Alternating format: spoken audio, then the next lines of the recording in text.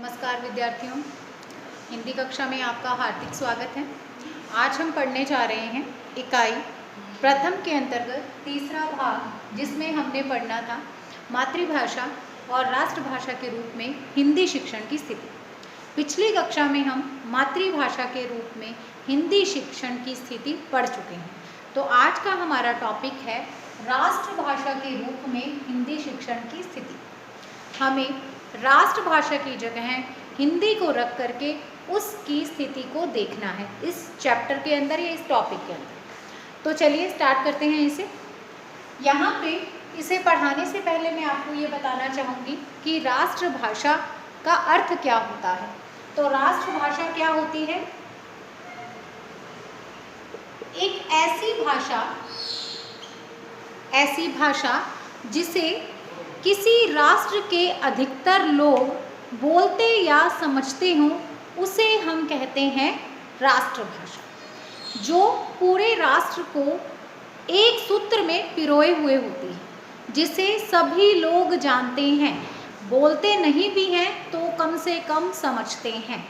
और भी अच्छे से बताना चाहूँ तो एक ऐसी भाषा जिसे किसी राष्ट्र के 50% लोग बोलते हैं और 50 से भी ज़्यादा प्रतिशत लोग जिसे समझते हैं, ऐसी भाषा राष्ट्रभाषा कहलाती है। राष्ट्रभाषा किसी भी संप्रभुत्व गणतंत्र देश की राष्ट्र की नींव होती है। ये राष्ट्रीय गौरव और एकता की प्रतीक होती है। तो ये भाषा बहुत ही, हम कह सकते हैं, महत्वपूर्ण भाषा होती है राष्ट्रभाषा। अब थोड़ा सा इसे पीछे से हम पढ़ना शुरू करें तो 14 सितंबर 1949 को हिंदी को क्या कहा गया? हिंदी को राष्ट्रभाषा स्वीकार किया गया। ठीक है, 14 सितंबर 1949 को हम सभी जानते हैं। ये जो 14 सितंबर है इसे हम हिंदी दिवस के रूप में मनाते हैं, इसीलिए। फिर उसके बाद 26 जनवरी 1950 को हिंदी को राजभाषा के रूप में स्वीकार कर लिया गया। अब यहाँ पे एक नया शब्द आया है, राजभाषा। यहाँ पे शब्द आया है राष्ट्रभाषा। अब इन्हें समझना जरूरी है। राष्ट्रभाषा मैं आपको बता चुकी हूँ, एक संप्रभुत्व गणतंत्र राष्ट्र की पहचान है ये भाषा, जो कि उस राष्ट्र के अधिकतर लोग बोलते हैं और ये कह सकते हैं कि आधे प्रतिशत से भी ज़्यादा, यानी 50% से भी ज़्यादा लोग जिसे समझते हैं। ऐसी भाषा राष्ट्रभाषा होने के योग्य होती है। अब यहाँ पे इस शब्द को समझो, राजभाषा। राजभाषा क्या है? राज का मतलब शासन। ठीक है, राजभाषा शासन की भाषा, यानी कौन सी भाषा? प्रशासनिक भाषा। राजभाषा मतलब प्रशासनिक भाषा, प्रशासन की भाषा, जिसमें देश का राजकाज चलता है, उस भाषा को हम राजभाषा कहते हैं। ठीक है, अब डिफरेंस पता चल गया होगा, अंतर पता चल गया। राष्ट्रभाषा क्या होती है और राजभाषा क्या होती है, जिसे कि हम प्रशासनिक भाषा भी कहते हैं। चलो, ये समझना ज़रूरी था। अब ऊपर से फिर देखो, हमें क्या करना है? राष्ट्रभाषा के रूप में हिंदी को चेक करना है कि क्या हिंदी राष्ट्रभाषा बनने के योग्य है या नहीं है। तो चलिए इसे स्टार्ट करते हैं। तो सबसे पहली बात जो बच्चों आती है इसके अंतर्गत कि राष्ट्रभाषा कौन सी होती है, हम देखेंगे कि एक राष्ट्रभाषा में कौन कौन से गुण होने चाहिए और फिर चेक करेंगे कि क्या हमारी हिंदी में वो गुण है या नहीं है। तो क्या होता है? पहला पॉइंट जो है, देश के अधिकांश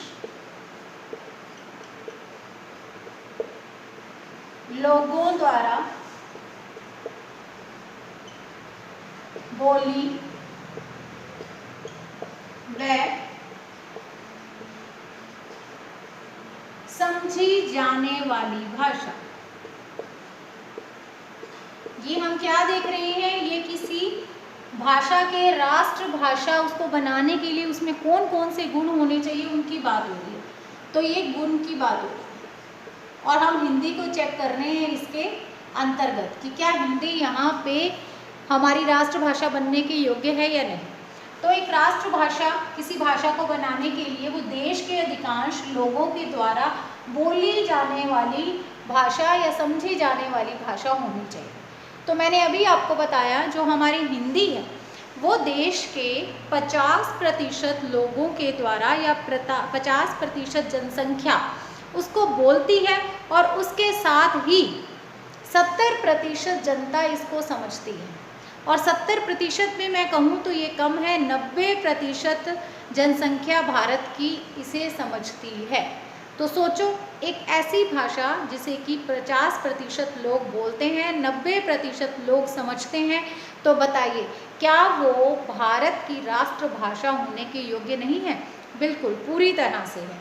तो ये हो गया हमारा फर्स्ट बिंदु जो कि किसी भाषा को राष्ट्रभाषा बनाने के लिए या फिर राष्ट्रभाषा का दर्जा देने के लिए सबसे पहले चेक किया जाता है। उसके बाद क्या देखा जाता है? सरल व स्पष्ट। ठीक है, सरल होनी चाहिए वो भाषा और स्पष्ट होनी चाहिए, उसमें सरलता और स्पष्टता का गुण होना चाहिए। ठीक है, तो हमारी हिंदी बहुत ही सरल है और स्पष्ट भी है। आगे जो बात आती है उसमें हम देखते हैं नेक्स्ट पॉइंट में अन्य भाषाओं से साम्य। साम्य मतलब समानता। ठीक है, तो अन्य भाषाओं के साथ समानता। अब हमने अगर हिंदी को देखना है यहाँ पे तो हिंदी किस तरह से दूसरी भाषाओं के सीखने में मदद करती है, यहाँ पे इसकी बात हो रही है। तो हमारी हिंदी अन्य भाषाओं से, ऐसी बहुत सारी भाषाएं हैं भारत की जिनसे साम्य रखती है। अगर हम बच्चा हिंदी जानता है तो वो बहुत ही जल्दी अन्य भाषाओं को भी सीख सकता है।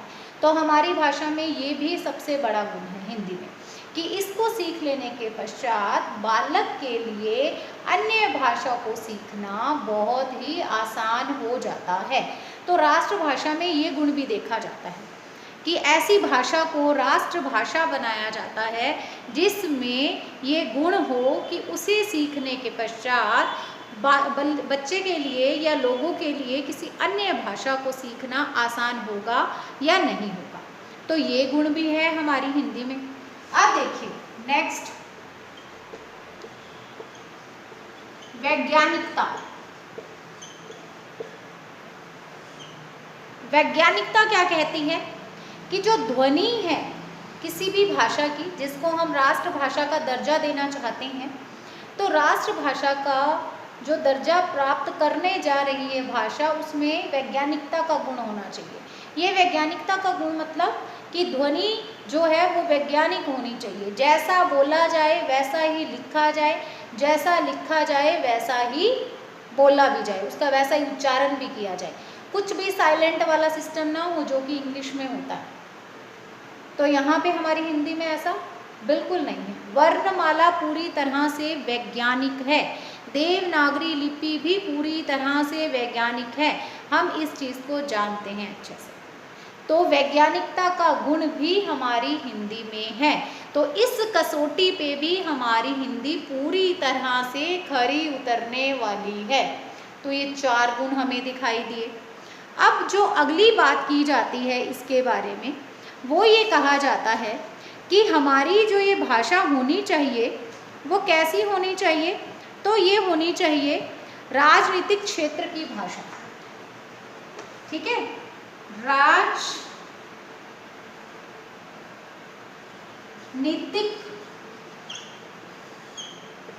क्षेत्र की भाषा होना। राजनीतिक क्षेत्र तो भाषा राजनीति से भी अछूती नहीं रहती है। कई आपने देखा होगा भाषा को राजनीति के अंदर भी इंक्लूड किया जाता है, भाषा के ऊपर भी राजनीति की जाती है। हम सभी जानते हैं कैसे की जाती है। तो आप जब किसी भाषा को राष्ट्रभाषा की श्रेणी में रखेंगे तो वो भाषा जिसे आप रखना चाह रहे हैं राष्ट्रभाषा की श्रेणी में, वो राजनीतिक क्षेत्र की भाषा होनी चाहिए। तो आप सभी जानते हैं कि दिल्ली क्या है, दिल्ली हमारा राजनीतिक क्षेत्र है। केंद्र सरकार का जो पूरा का पूरा वर्चस्व है, या हम कह सकते हैं कि जो कार्यालय हैं केंद्र सरकार के, वो सारे के सारे जो राजनीतिक क्षेत्र मेन है भारत का, वो कौन सा है, दिल्ली। और दिल्ली में भी ये भाषा जो है मुख्य रूप से बोली जाती है। तो राजनीतिक प्रदेश की जो भाषा होनी चाहिए वो राष्ट्रभाषा को बनाया जाता है। तो राष्ट्रभाषा हमारे यहाँ अगर हम हिंदी को लेकर के चलते हैं तो हिंदी दिल्ली में भी अपना वर्चस्व रखती है, राजनीतिक प्रदेश में बोले जाने का गुण भी वो अपने आप में व्यक्त करती है, इसलिए हम हिंदी को राष्ट्रभाषा कह सकते हैं। इसके बाद होती है बात व्यावसायिक महत्व।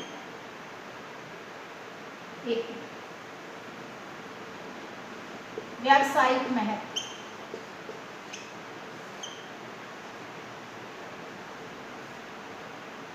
अब व्यावसायिक महत्व का मतलब हम सभी जानते हैं।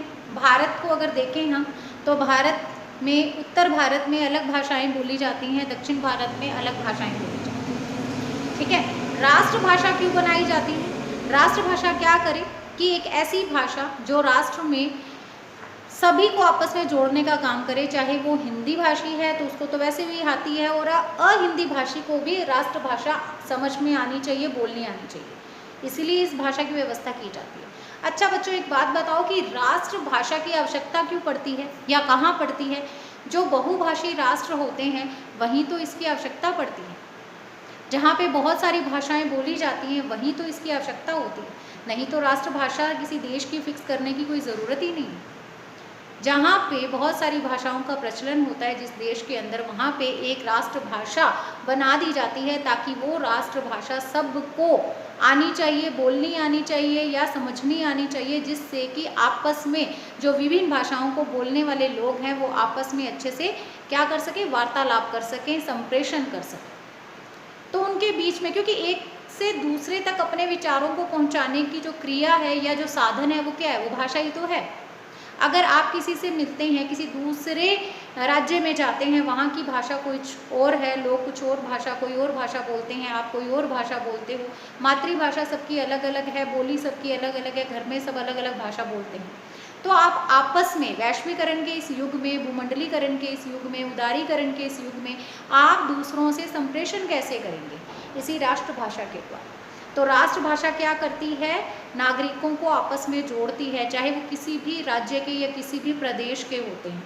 तो ये भाषा उनमें संप्रेषण स्थापित करती है, उनको आपस में बात करने के लिए, विचारों का आदान प्रदान करने के लिए एक प्लेटफॉर्म उपलब्ध कराती है ये भाषा। तो यहाँ पे जो मेरा पॉइंट है व्यावसायिक महत्व, तो यानी व्यवसाय से संबंधित है।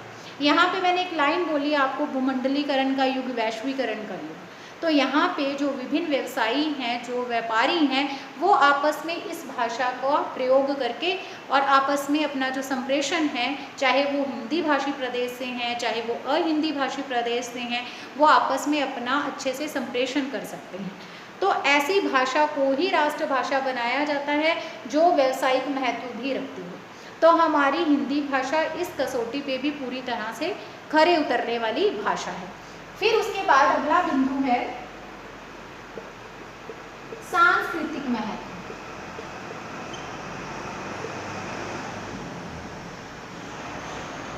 तो हिंदी भाषा का सांस्कृतिक महत्व तो मुझे लगता है किसी को ऐसा नहीं होगा जिसको नहीं पता हो।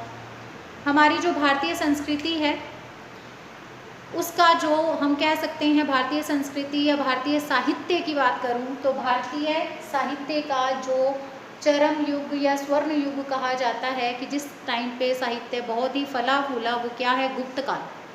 तो गुप्त काल में कालिदास की रचनाएं किसी से भी उनका नाम अछूता नहीं है या कोई ना जानता होगा, या हम साहित्य के लोग तो कम से कम इसे जानते ही हैं। तो हमारी हिंदी अपना सांस्कृतिक महत्व भी रखती है।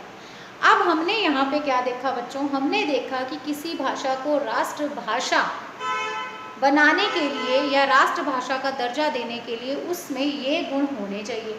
और मैंने साथ साथ में आपको ये भी बता दिया कि हमारी हिंदी में ये सारे के सारे गुण विद्यमान हैं। हमारी हिंदी को देश की 50% जनता बोलती है, 90% जनता उसे समझती है। हमारी हिंदी बिल्कुल सरल और स्पष्ट है। हमारी हिंदी अन्य भाषाओं को सीखने के लिए एक प्लेटफॉर्म उपलब्ध कराती है। हिंदी सीखने के बाद इससे समानता रखने वाली अन्य भाषाओं को सीखना बहुत ही बच्चे के लिए आसान हो जाता है, किसी के लिए भी आसान हो जाता है। हमारी जो वर्णमाला है हिंदी की या हमारी जो लिपि है वो पूरी तरह से वैज्ञानिक है। जैसा बोला जाता है वैसा ही लिखा जाता है, जैसा लिखा जाता है वैसा ही उच्चारण किया जाता है। अंग्रेजी की तरह कोई भी वर्ण क्या होते हैं, स्वर और व्यंजन दोनों, तो कोई भी वर्ण चुप करके नहीं बैठा। जैसे वहाँ पे हम देखते हैं कि हमें साइकोलॉजी की स्पेलिंग पी से स्टार्ट करनी है क्योंकि पी साइलेंट है, तो हमारे यहाँ कोई साइलेंट नहीं है, सारे वर्ण बोलते हैं, गूंगा कोई नहीं है हमारी वर्णमाला के अंदर। तो ये हमारे लिए बहुत ही अच्छी बात है। फिर देखिए, हमारी जो हिंदी है या राष्ट्रभाषा राजनीतिक प्रदेश की भाषा होनी चाहिए, और हमारी हिंदी हमारे मुख्य राजनीतिक प्रदेश क्षेत्र दिल्ली में भी बोली समझी जाती है पूरी तरह से। तो ये राजनीतिक क्षेत्र की भाषा होने का गुण भी इसमें पाया जाता है। फिर व्यावसायिक महत्व भी है और सांस्कृतिक महत्व भी है, साहित्य भी बहुत मिलता है इसके अंदर, और व्यवसाय में भी यह भाषा बहुत ही उपयोग में ली जाती है या बहुत ही लाभदायक सिद्ध हो रही है। इस तरह से हमारी हिंदी राष्ट्रभाषा बनने के पूरी तरह से योग्य है, इसमें कोई दो राय नहीं। अब बच्चों, मैं आपको कुछ लाइंस बताना चाहूँगी जो हमारे विद्वानों ने कही है हिंदी के समर्थन में, कि हमारे महात्मा गांधी जी एक बात कह के गए हैं कि अगर स्वराज्य, यानी स्वराज्य क्या होता है, अपना राज्य, यानी जो कि क्या है, पराधीन नहीं है, जो पूरी तरह से स्वाधीन है, ठीक है। अगर स्वराज्य करोड़ों भूखे मरने वालों, करोड़ों निरक्षरों, दलितों आदि का हो तो हिंदी ही एक राजभाषा हो सकती है। तो महात्मा गांधी पूरी तरह से हिंदी को स्वीकार करते हैं राष्ट्रभाषा के रूप में, ठीक है। ये जो मैं लाइंस बोल रही हूँ ये मैं देख करके बोल रही हूँ, क्योंकि मैं किसी के द्वारा भी कही गई बात को अपने शब्दों में नहीं कह सकती हूँ। समझा सकती हूँ कि वो क्या कहना चाहते हैं, उसमें मेरी वर्डिंग हो सकती है, मेरे विचार हो सकते हैं, लेकिन जिस तरह से हम किसी की परिभाषा को चेंज नहीं करते, इन्वर्टेड कॉमर्स में दी होती है तो परीक्षा में वैसे ही लिखनी पड़ती है, उसी तरह से मैं किसी की कही गई बात को एक्सप्लेन कर सकती हूँ अपने शब्दों में, बट बोल नहीं सकती कि उन्होंने ऐसा कहा। तो मैं इसीलिए इसी में से पढ़ रही हूँ। तो महात्मा गांधी जी क्या कहते हैं कि एक हिंदी भाषा ही है जो देश की राष्ट्रभाषा हो सकती है। इसके अलावा लोकमान्य तिलक भी कहते हैं हिंदी एक प्रांत से दूसरे प्रांत के पारस्परिक विचार विनिमय के माध्यम के लिए उपयुक्त मानी गई है। तो ये लोकमान्य तिलक और महात्मा गांधी दोनों ही राष्ट्रभाषा के रूप में हिंदी का समर्थन करते हैं। और लोकमान्य तिलक जो है एक प्रांत से दूसरे प्रांत तक जो पारस्परिक विचार विमर्श करने की बात है उसके योग्य जिस भाषा को रखते हैं वो हिंदी ही है। उसके बाद सुभाष चंद्र बोस क्या कहते हैं, देश की सबसे बड़ी मात्रा में बोली जाने वाली हिंदी राजभाषा की अधिकारी है, कि हिंदी पूरी तरह से अधिकारी है कि इसे राजभाषा बनाया जाए। एनी बेसेंट क्या कहती हैं, हिंदी सीखने का एक ऐसा त्याग है जिसे दक्षिण भारत के निवासियों को राष्ट्र की एकता के हित में करना चाहिए। इन्होंने ये बात क्यों कही आप सभी को पता है। दक्षिण भारत हिंदी विरोधी राज्यों में गिने जाते हैं, आपको भी पता है, वहाँ पे हिंदी का विरोध किया जाता है, वहाँ पे तमिल तेलुगु इनका ज़्यादा प्रचलन है और वो कहीं ना कहीं हिंदी को स्वीकार नहीं करते हैं। वो तमिल तेलुगु और हिंदी से भी पहले अंग्रेजी को मानते हैं। और उत्तर भारत में ऐसा नहीं है, उत्तर भारत में लोग हिंदी बोलते हैं, हिंदी समझते वहाँ भी हैं दक्षिण भारत में, लेकिन वो कहीं ना कहीं इसके खिलाफ हैं, वो विरोध करते हैं, वो अंग्रेजी को ज़्यादा तवज्जो देते हैं और इसके साथ ही वो अपनी तमिल तेलुगु मातृभाषाओं को ज़्यादा महत्व देते हैं। वहाँ शिक्षा का माध्यम भी यही है, जहाँ पे हमने पिछले कक्षा में बात की थी मातृभाषा के अंतर्गत कि वहाँ पे प्राइमरी स्केल पर या उच्च प्राथमिक स्तर पर ये सब कुछ हो चुका है, माध्यमिक स्तर पर हो चुका है, शिक्षा का माध्यम तमिल तेलुगु बन चुकी हैं, लेकिन विश्वविद्यालयी स्तर पर ऐसा नहीं हुआ है। तो ये पिछले कक्षा में अपने चर्चा कर चुके हैं इस पर। देखो, अब मैंने आपको यहाँ पे ये बता दिया कि हिंदी किस तरह से राष्ट्रभाषा या फिर राजभाषा कही जाती है।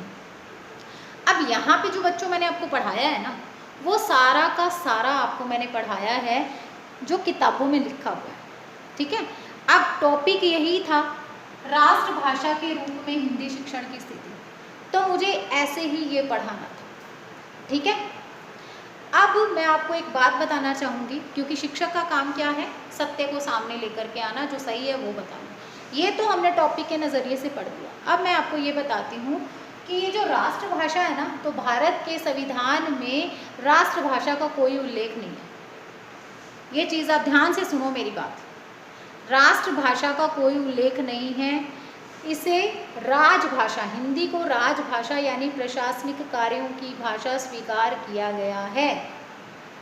एक स्वतंत्र देश की जिसका अपना संविधान है उसकी राष्ट्रभाषा होनी चाहिए, लेकिन हमारे संविधान में, भारतीय संविधान में राष्ट्रभाषा का कोई जिक्र नहीं है, इससे रिलेटेड कोई बात नहीं है। वहाँ पे हिंदी को राजभाषा स्वीकार किया गया है, ये सत्य है और इसका प्रमाण भी मैं आपको देने जा रही हूँ। आप चाहो तो इसको कहाँ चेक कर सकते हो, आप सभी को पता है, ठीक है। आज के युग में हम कहाँ से नॉलेज लेते हैं, आप वहाँ पे सारा अच्छे से चेक कर सकते हैं, लेकिन मैं आपको यहाँ पे इस तथ्य से, इस रियल फैक्ट से अवगत करवाना चाहती थी।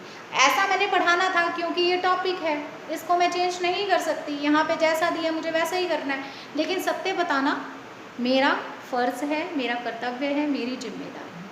और इसके बारे में मैं आपको बताती भी हूँ कि ये चीज़ कैसे सामने आई। तो ये बात है 2013 में।